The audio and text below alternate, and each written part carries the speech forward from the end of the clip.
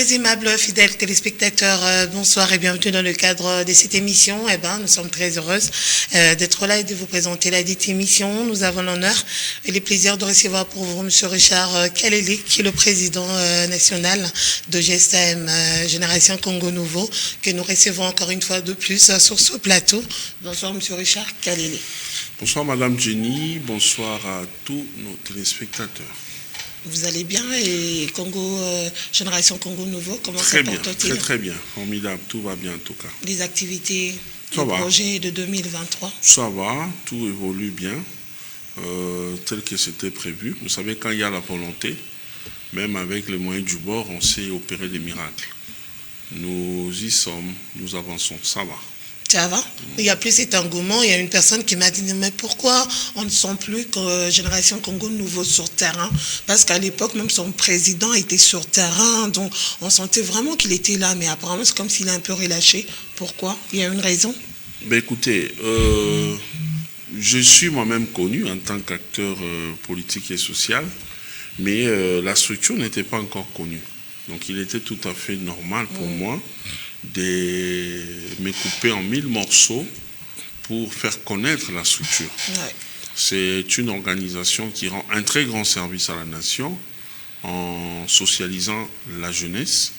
Donc il était tout à fait normal d'être pratiquement dans tous les plateaux de télévision pour faire la promotion de notre structure. Maintenant qu'elle est connue, plus ou comme son président, je ne sais pas, bref, maintenant, c'est connu, donc on n'a pas que ça à faire. Il faut maintenant se mettre au travail. Au travail, comment? Expliquez-nous. Parce que même là, vous êtes en train de travailler, mais... Non, mais c'est comme je dis. Être au travail, c'est commencer maintenant à appliquer tout ce qui est prévu dans nos statuts. Dans nos statuts, on n'a pas prévu d'aller chaque fois sur des chaînes de télévision pour aller parler de nos projets. Et puis, quand on vient sur la place publique, c'est peut-être pour faire appel à d'autres jeunes de venir bénéficier de nos services gratuitement. Mais sinon, la meilleure façon de travailler, c'est d'être sur terrain, d'être auprès de la population, d'être dans nos installations en train de travailler. C'est ce que nous sommes en train de faire. Donc, venir crier à la télé ne sert presque à rien pour moi. Ok, mais bon, par rapport aux activités aussi, il faut qu'on se le dise, apparemment vous êtes un peu réticent cette fois-ci de parler, parce qu'il y a eu quand même des activités qui ont fait parler tout Kinshasa, tout RDC, mais quand vous nous parlez de ne plus passer, voilà, les gens s'inquiètent. Non, écoutez, je ne dis pas que j'ai décidé d'arrêter avec les médias, non, je suis toujours aux médias, je suis toujours là, mais je communique quand c'est nécessaire, donc je viens comme ça sur... les plateaux de télévision, quand c'est vraiment important de venir. Et là, on vient pour partager et contribuer avec des idées, pondre quelques idées qui peuvent permettre aux autorités, aux dirigeants d'améliorer. Mais ça ne sert à rien de venir à la télé pour faire simplement du bruit, se faire connaître, tout ça. Je ne pense pas qu'on ait besoin de ça à ce jour.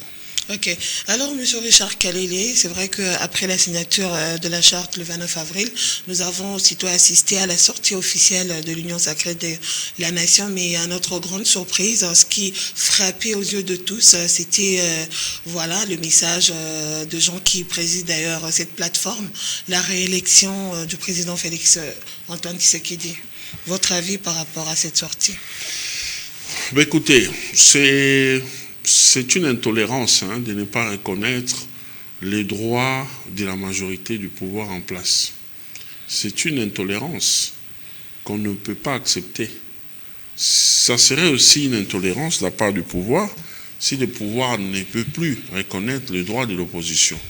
Notre constitution est claire. Nous avons le pouvoir et l'opposition. Il y a des gens qui s'improvisent en centristes. Ça n'existe pas dans la constitution congolaise. Il y a la gauche, il y a la droite. Alors, à chacune des parties, à chacun des bords, de laisser les autres faire ce qui bon leur semble, pourvu que ça cadre avec ce que permet la loi. Alors, la famille politique du chef de l'État s'est organisée en lançant cette sortie officielle, en mettant en place une plateforme ou une famille politique qui soit à la fois politique et électorale. Libre à eux. C'est de leur droit. Donc on ne peut pas en faire un problème.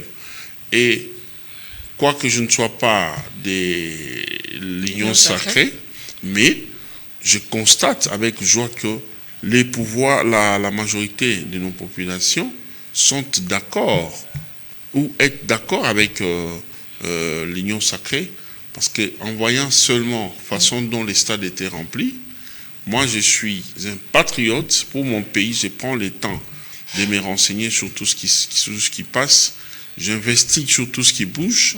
Je n'ai pas vu des endroits où les jeunes gens étaient en train de s'étirer aux cheveux pour l'argent. Donc ça veut dire que les choses se sont passées apparemment par amour. Donc les gens sont venus répondre à cet appel par amour. Vous voyez, c'est quelque chose de bon, de louable. Alors j'aimerais que les pouvoirs laissent également cette liberté à l'opposition ou aux oppositions, parce qu'il y en a plusieurs, d'opérer leurs miracles s'ils seront aussi capables de les faire.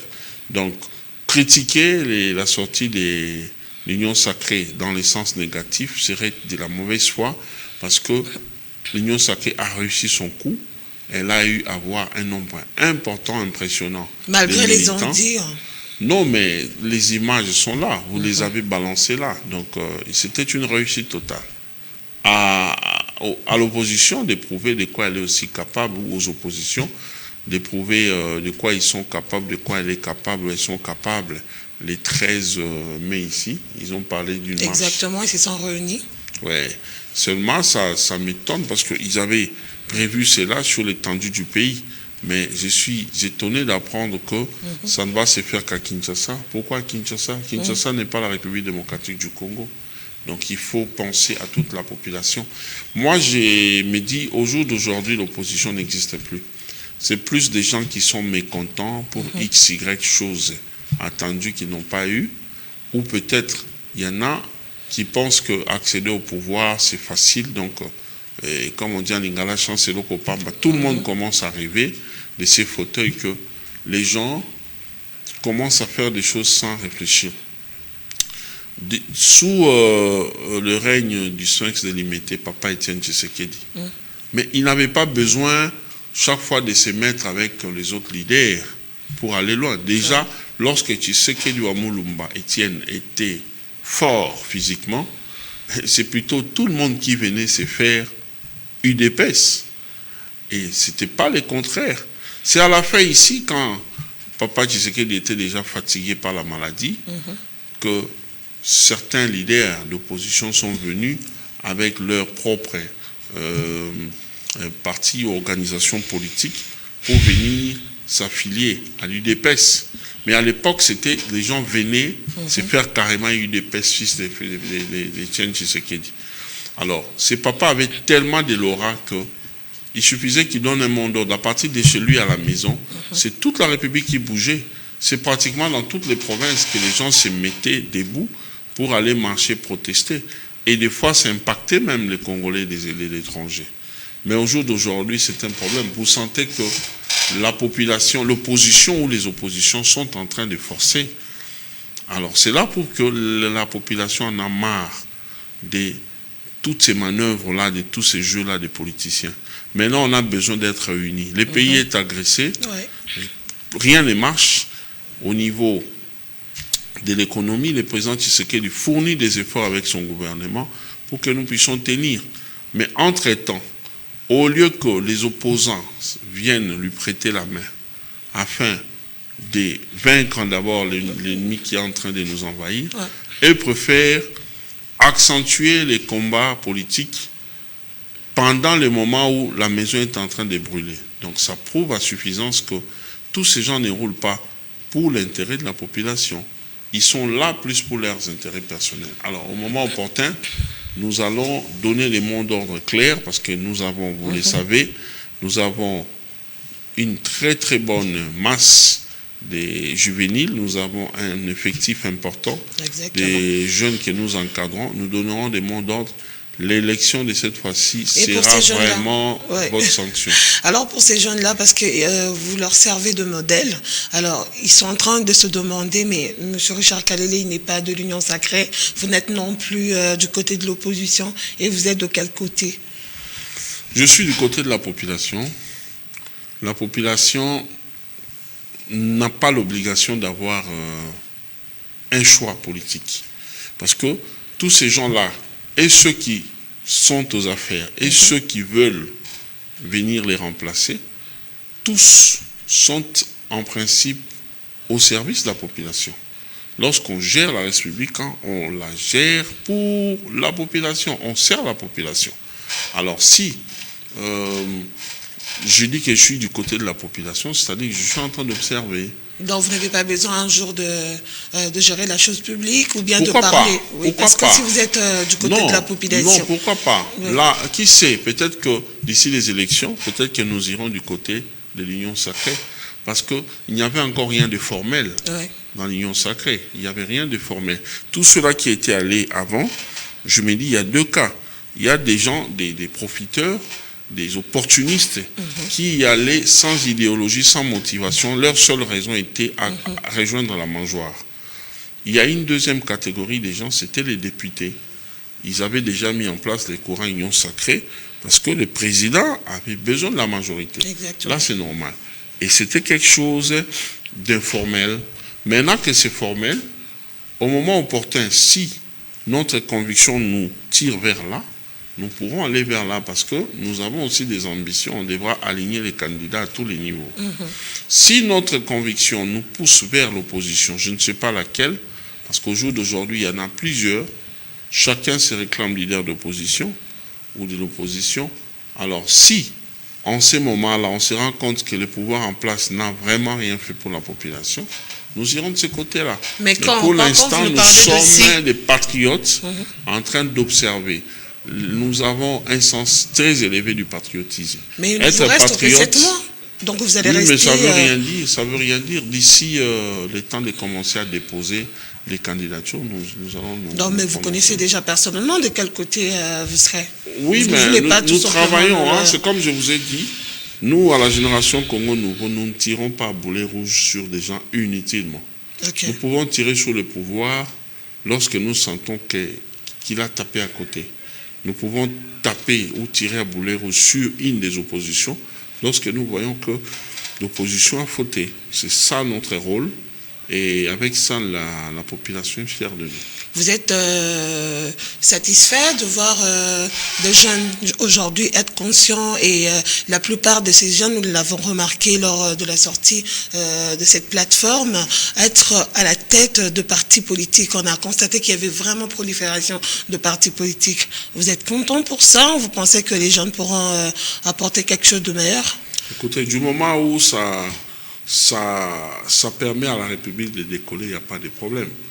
Je ne serai pas d'accord avec le multipartisme quand je vais me rendre compte que les surplaces continuent à se faire observer. Parce que jusque-là, depuis que ça se crée, nous faisons du surplace. Et je dirais même que nous ne faisons que reculer. Parce que les gens considèrent leurs partis politiques comme étant des entreprises, mais entreprises politiques privées. Donc il est dans la logique d'investir, espérant avoir de l'emploi, des postes qui vont lui permettre d'avoir de l'argent.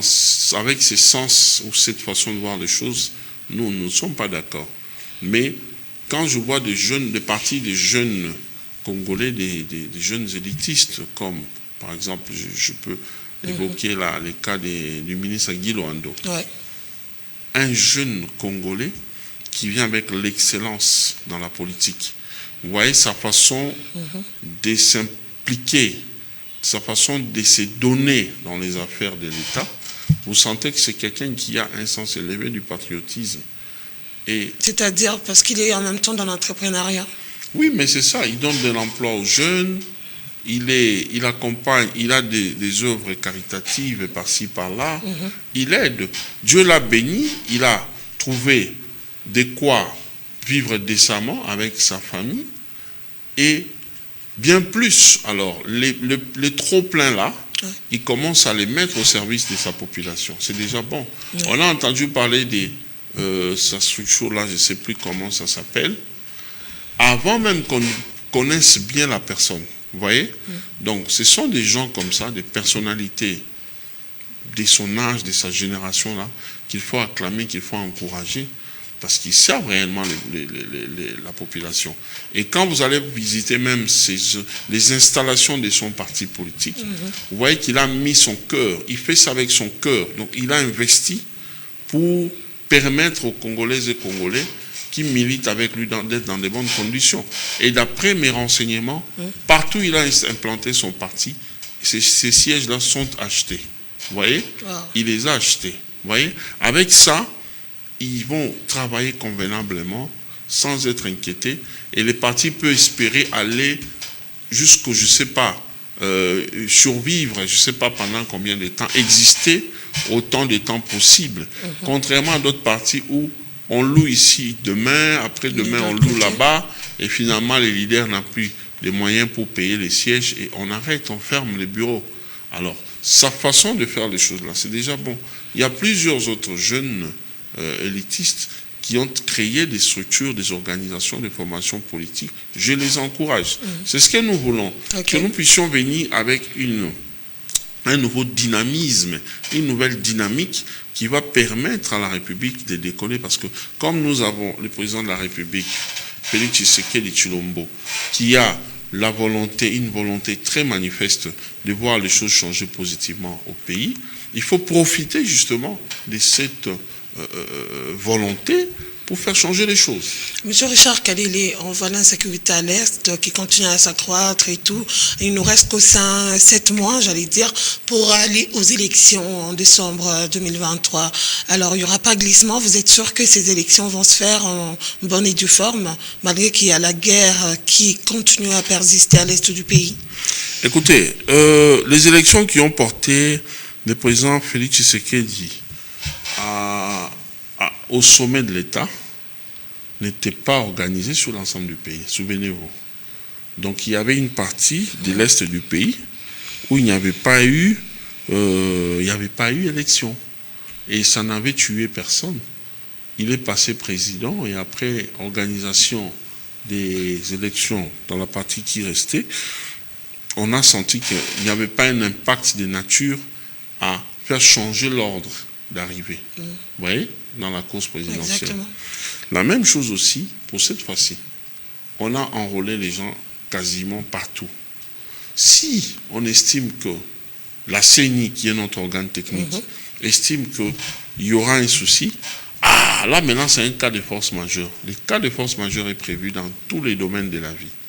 Là maintenant, la classe politique, toutes les forces en présence devront se réunir pour parler, élever des options, évidemment sous les grands leaderships du gouvernement. Quand je parle du gouvernement, je fais allusion au président de la République, parce que c'est lui, c'est son gouvernement, c'est lui le patron de l'institution présidence de la République.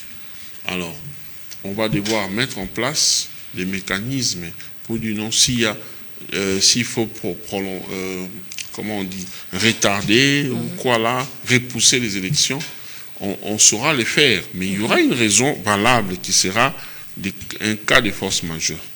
Mais jusqu'à preuve du contraire, la CENI nous dit que c'est bon, on peut aller. Alors on ne doit pas douter. Donc il faut qu'il y ait élection parce que la non-organisation d'élections a des conséquences, dont notamment, ça nous fait tomber dans les panneaux d'illégitimité. Lorsqu'on devient illégitime, c'est très dangereux. Parce que là, on devient fragile. Tout le monde peut tirer à boulet rouge sur vous. Vous êtes un président légal, mais illégitime. Vous voyez?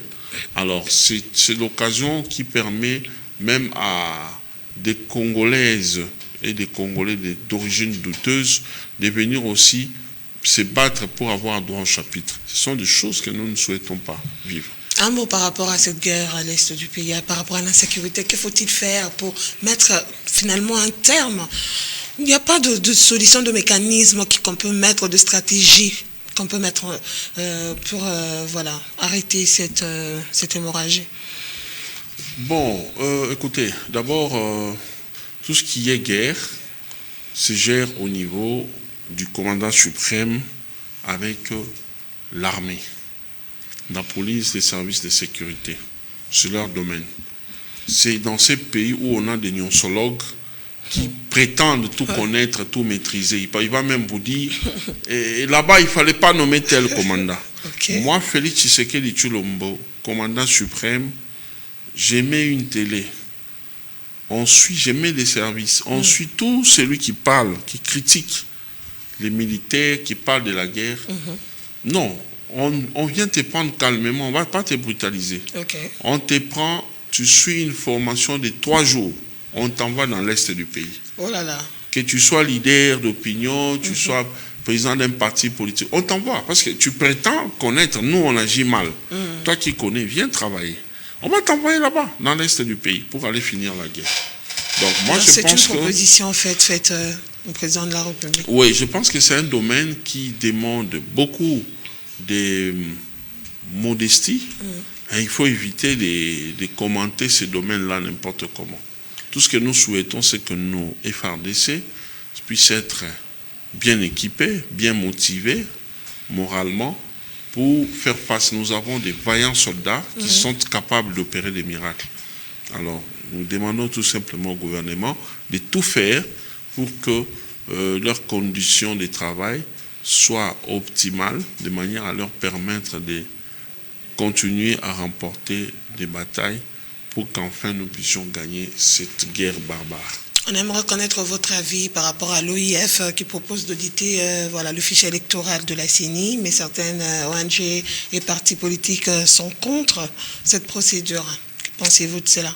Écoutez, c'est d'abord par notre faute, nous les Africains, là je parle des Africains, d'une manière générale, que certaines organisations, OIF, organisations de la francophonie, se donnent ce titre-là, ce kilo-là, de commencer à venir auditer. Qui va faire ça en France ou aux États-Unis? C'est seulement en Afrique. C'est pourquoi ils font tout pour que nous soyons divisés, pour que nous ne soyons pas développés, de manière à ce qu'ils aient toujours une même mise sur nous. J'ai suivi, c'était je crois le président Kadima de la CENI qui les avait invités, mais ils viennent de décliner l'offre pour dire que le timing qu'on leur a donné est imparti. Ils ne sauront pas travailler par rapport à ça. Ça tombe bien parce que dans tous les cas, si jamais ils réagissaient contrairement à leur réaction, ils auraient des problèmes avec la population parce que la population n'est pas du tout d'accord avec partout où les Rwandais ont un mot à dire. Bien sûr. La population congolaise ne sera jamais contente. M. Kagame est en train de rendre un très mauvais service à la population rwandaise ou au peuple rwandais, parce qu'à cause de lui, nous-mêmes, nos enfants, nos petits-enfants, nos arrière-petits-enfants auront l'impression ou ont l'impression que le pays, le Rwanda est un ennemi, tout Rwandais est un ennemi, alors que ce n'est pas le cas. C'est le régime criminel de Kagame qui nous fait vivre ces déboires. Alors, la population rwandaise doit s'élever pour faire cesser cette bêtise, parce qu'ils sont en train d'être de plus en plus salis au niveau ou à la face des Congolaises de la République, des Congolaises et Congolais de la République démocratique du Congo. C'est important pour eux de faire corriger cette erreur-là pour que nous puissions à nouveau être ensemble, collaborer, coopérer entre frères africains dans le futur. Donc pour la guerre, moi je dis, je souhaite tout simplement que le gouvernement s'occupe bien de nos FARDC, que les pasteurs prient pour, si un pasteur peut chasser une maladie incurable, des maladies opiniâques dans les chefs des fidèles, donc il est capable d'ordonner à ce que les militaires rwandais qui nous agressent puissent connaître des problèmes dans les champs de bataille. Donc que les pasteurs prient, que tout le monde apporte sa petite pierre dans les domaines dans lesquels il œuvre, pour permettre à la nation de gagner cette guerre barbare, cette invasion rwandaise. Merci beaucoup pour la question. Alors, nous aimerions quand même avoir votre avis, M. Richard Kalele. C'est vrai que vous êtes parmi, en tout cas, les modèles, selon cette jeunesse congolaise, par rapport à ce que vous faites, par rapport à cette dernière. Alors, nous aimerions connaître votre avis par rapport à cette proposition de loi de Noël Tchani, qui refait encore surface. Donc, cette loi interdisant, voilà, celui qui n'est pas de père et de mère, de diriger la magistrature suprême. Écoutez, Noël Tchani est un Congolais qui a eu d'ailleurs l'occasion de sortir, d'aller évoluer à l'étranger, en dehors de la RDC, où il a eu à faire des études. Et il a compris certaines réalités. Vous savez, le fait de rester au pays depuis sa naissance, ça enclave même les cerveaux des gens. Pour un Congolais qui a été en Europe, aux États-Unis, ils sont développés. Si vous voyez même les Congolais qui ont vécu à l'étranger, des Congolais qui sont nés à l'étranger, mais qui viennent de temps en temps ici. Leur façon de fonctionner est tout à fait différente des Congolais d'ici. Vous allez voir un jeune Congolais qui vit par exemple en Europe. Il vient ici, il devient patron, carrément patron des Congolais plus vieux que lui qu'il a trouvé ici. Pourquoi? Parce que les Congolais, de manière générale, ont une drôle de façon de voir et de faire les choses. Les Congolais sont habitués à dépendre des parents pour manger, pour boire et tout ça. Mais vous voyez des jeunes Congolais venus de l'étranger être kassa-kassa, comme on dit. Ils savent se débrouiller, ils savent chercher l'argent, ils sont dans des investissements. Vous voyez, c'est quelque chose à prendre au sérieux. À prendre au sérieux et au besoin. Voir comment challenger les Congolais d'ici, qui n'ont jamais bougé, qui sont toujours ici. Il faut copier ces exemples-là de tous ces Congolais qui viennent de l'étranger pour que eux aussi puissent s'améliorer. Donc, j'ai pris cet exemple pour vous dire que Noël Tchani a vécu longtemps aux États-Unis. Dès là, il a visité plusieurs pays du monde et il a compris que pour être président de la République dans beaucoup de pays sérieux qui sont fiers de leur souveraineté, il faut être comment on dit, fils du pays, des pères et des mères. Vous voyez? Et moi, je dis qu'il n'a pas tort. Il a raison de faire cette proposition. Il est vrai que il faut aussi reconnaître le droit de l'opposition de discuter, de réagir. Tous les Congolais ne seront pas d'accord avec lui. Mais il n'a pas proposé une loi... Mais il dit qu'il menace la cohésion nationale... Non, mais sur base de quoi? Sur base de quoi? Aujourd'hui, nous avons des conflits avec le Rwanda, par exemple. Si on a un président qui est aussi un peu rwandais, vous pensez qu'il va travailler pour l'intérêt de la population? Il ne fera pas ça. Il aura un sentiment partagé, vous voyez. Donc Noël Tchani a fait une proposition qui semble être correcte. Maintenant, il est vrai que dans la Constitution, il n'y a pas lieu de placer ça. Mais par rapport à la loi électorale, cet article-là peut passer. Cette restriction. Cette restriction peut passer à partir de la loi électorale. La loi électorale a proposé, qui va être produite par l'Assemblée nationale. Il y a possibilité de jouer de ces côtés-là pour que ça puisse passer. Donc, bref, je vais dire qu'on n'empêche pas à un Congolais son droit de s'exprimer, de contribuer à la sauvegarde des intérêts du pays. Alors, l'opposition aussi est en droit de réagir. Alors, mais pour certains, il a proposé cette loi par rapport à Moïse Katumbi parce qu'il a... Bon, moi, je déteste vraiment les débats personnels. Hein. Moi, j'aime parler de manière impersonnelle. Exactement. Il y a Moïse Katumbi qui est connu, mais il y a beaucoup d'autres Congolais qui sont dans son cas, qui ont aussi des ambitions, qui ne sont pas connus, ils n'en parlent pas. Donc, on ne doit pas en faire un problème comme si on voulait tuer quelqu'un. Non. Il a des députés au Parlement, qu'on laisse les débats libres. C'est ça la beauté de la démocratie. Qu'on laisse les choses évoluer au niveau de l'Assemblée nationale. Comme le Parlement l'a programmé, on n'a pas de pression exercée sur les représentants du peuple. Laissons cette question se débattre entre élus, entre représentants du peuple. Une option va être levée. S'il lève l'option de dire non, on rejette, ok, pas de problème. En tant que des légalistes, nous allons nous plier. Mais si on dit que non, il faut absolument que cette loi puisse être placée dans la loi électorale, alors là, il n'aura pas de choix. Lui aussi, il n'aura pas d'autre choix que de se plier. C'est ça, la loi. La loi est dure, mais c'est la loi. Alors, M. Richard Kalele, vous êtes congolais, vous vivez à Kinshasa, donc vous voyez tout ce qui se passe de nos jours. Est-ce qu'on peut dire qu'il y a toujours une volonté politique de changer, de booster les choses? Parce que rien ne marche. Rien ne marche.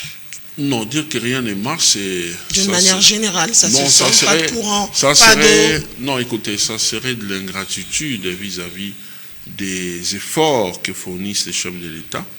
Moi, je vois qu'il fait un effort pour faire bouger les lignes. Mais vous-même, vous avez initié une pétition par rapport au DG de la SNEL. Oui, mais il y a Est-ce que vous avez remarqué que rien n'est marché? Justement, l'accès à l'eau potable, à l'électricité et à un logement décent est un droit constitutionnel. Mais ça ne se respecte pas dans notre pays, tout simplement parce que les politiques sont plus gourmands. Les politiques s'occupent plus d'eux que de la population. Mais pourquoi il n'y a pas Alors, de ce sont des choses... Oui, ben justement, parce que la majorité de la classe politique est corrompue. Vous avez des gens qui étaient avec les maréchals. Il y en a qui sont venus avec Musée Joseph Kabila. Voilà. Non, mais ils sont dans leur logique là, de l'époque. Ils sont dans cette façon de voir les choses. C'est pourquoi nous encourageons, vous m'aviez entendu ici, vanter les mérites du ministre d'État, Guy Lorando. Pourquoi? Parce que c'est une nouvelle énergie. C'est un nouvel élément qui arrive avec des signaux positifs.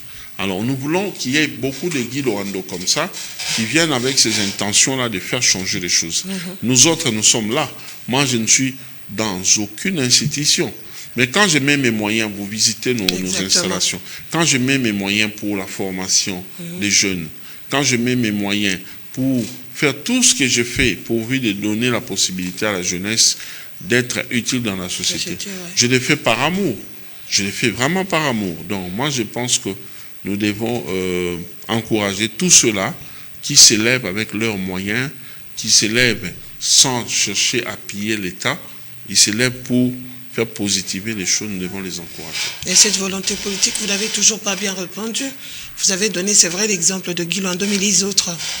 Et par rapport à votre pétition que vous avez eu vous-même à initier contre les DG de la SNEL, le Régie des eaux, où en êtes-vous? Écoutez, un président n'est pas un magicien.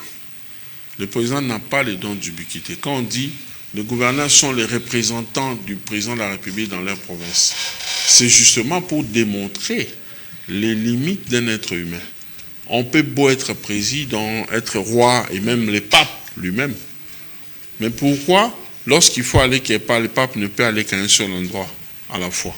C'est pour montrer que l'homme n'est pas un magicien. Donc quand le pape est ici, comme il était dernièrement ici à Kinshasa, à Rome là-bas, le pape n'était pas là. C'était la foire, si ça doit être la foire. Ça devait être la foire. Alors quand il est ici, il est ici. Je vais dire quoi? Je vais dire que le chef de l'État n'est pas là pour tout faire. Il y a bien sûr son impulsion, son autorité qui doit dissuader les gens à faire le mal, mais c'est maintenant à ceux-là qui ont eu la chance de bénéficier de sa confiance de faire un effort pour bien faire les choses. Parce que tout ce que nous posons comme acte fait que nos compatriotes soient tributaires, que le bonheur de nos compatriotes soit tributaire de tout ce que nous posons comme acte lorsque nous sommes dirigeants. Alors, ils ont intérêt à très bien se comporter. Donc, avec Félix Tshisekedi, la volonté politique est là, les choses marchent. Petit à petit, il y a beaucoup de difficultés, mais je suis convaincu que d'ici là, il y aura des signaux par rapport à tout ce qu'ils ont lancé là, projet 145 territoires. Et si jamais il y a l'occasion d'avoir un deuxième mandat, je crois que là, il pourra encore faire mieux. Et vous êtes pour qu'il y ait un deuxième mandat? Bien sûr, bien sûr. Parce que pour moi, jusque-là, si je dois être réaliste, je dis, mais pour moi, il n'y a que 2 candidats valables. Lequel? Il n'y a que 2 candidats valables pour avoir déjà de l'expérience. Le Congo est un grand pays qui ne demande pas, qui ne peut pas facilement comme ça, voire tolérer, pour lesquels, je voulais dire, on ne peut pas tolérer comme ça de voir un stagiaire venir accéder. Les gens qui sont arrivés alors qu'ils n'avaient pas encore les compétences, les capacités pour devenir président sont arrivés. Il y a eu le président Kabila, le président Fatou lui-même. c'est bon.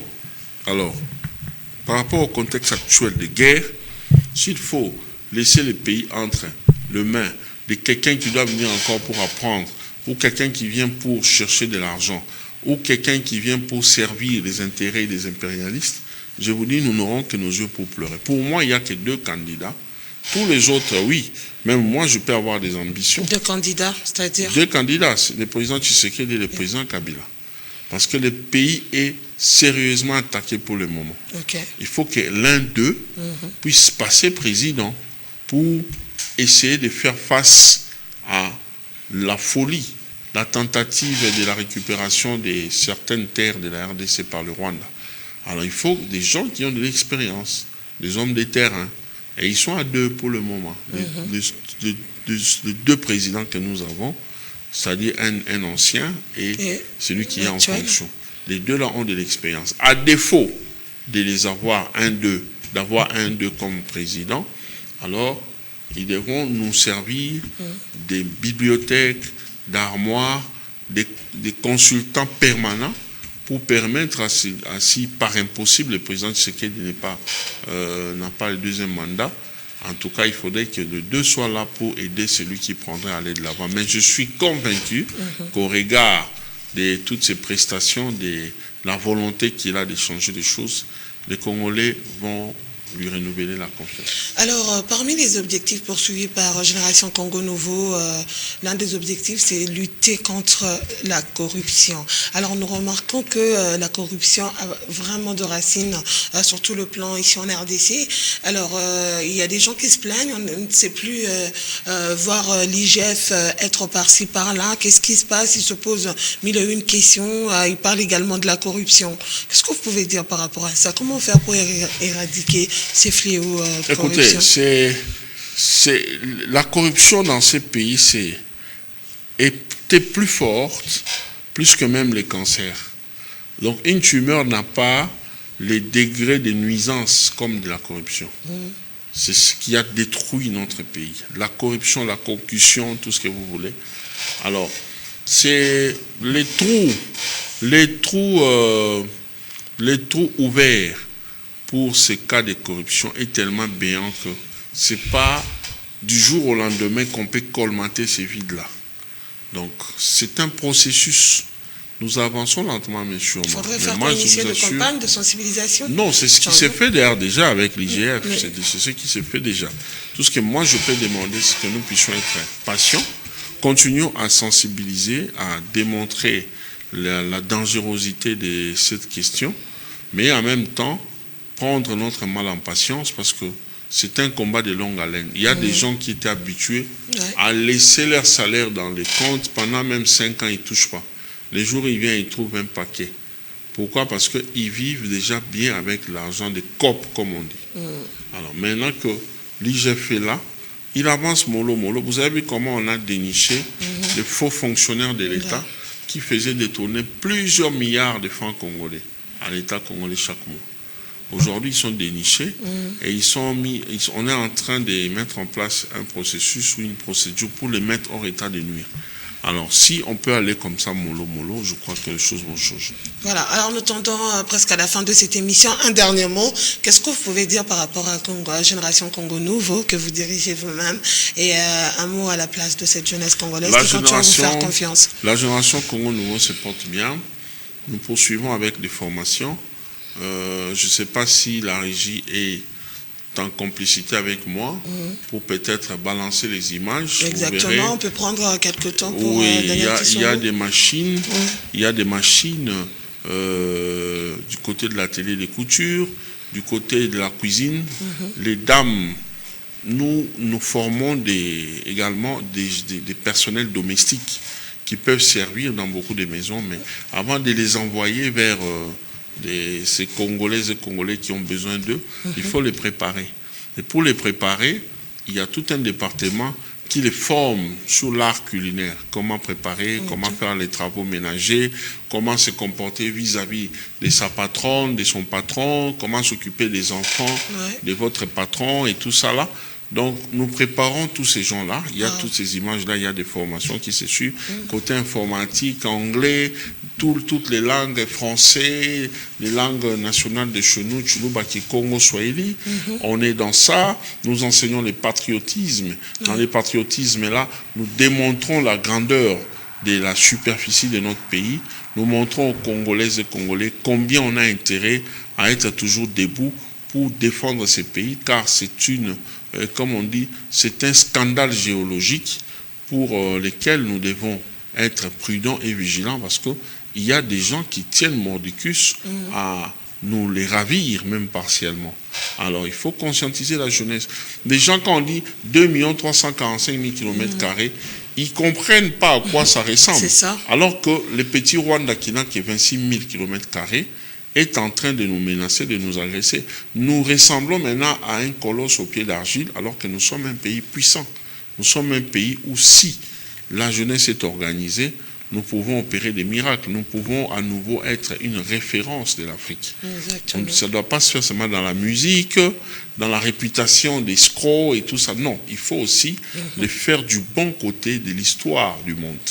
Donc par rapport à ça, j'exhorte à nouveau les jeunes à nous rejoindre. Venez, nous sommes sur avenue Chikapa numéro A45. Nous avons aussi des numéros de contact 099 99 61 021 099 99 61 021 ou les 082 42 82 470. Donc 082 42 82 470. Là, nous sommes à Matongé, Matongé 2, commune de Kalamou, quartier avenue Chikapa, quartier Matongé 2, commune de Kalamou. La référence est la rivière Kalamou qui longe le mur du stade Tata Raphaël, non loin de l'église du pasteur Sonny Kafuta. Nous sommes là chaque jour. Nous avons un bureau de doléances où les gens viennent se plaindre. Le pays est malade. Le chef de l'État ne cesse de le dire. Il y a des Congolais qui subissent des injustices. On leur inflige des injustices matin, midi, soir. Alors, au niveau de la génération Congo Nouveau, nous avons un bureau qui reçoit toutes ces plaintes et à notre tour, nous écrivons aux autorités pour dénoncer cela, passer l'information afin de solliciter l'assistance au profit des Congolais. Voilà une autre meilleure façon de servir sa population. Exactement. Merci beaucoup, M. Richard Kalele. C'est moi qui vous remercie. Voilà. Nous vous disons merci d'avoir répondu à notre invitation. Fidèles téléspectateurs, nous sommes arrivés à la fin de cette émission. Un grand merci à la grande équipe technique. La rediffusion de cette émission est prise pour lundi à partir de 14h. D'ici là, portez-vous bien. Et bien, de programme sur Canal Numérique TV. Au revoir.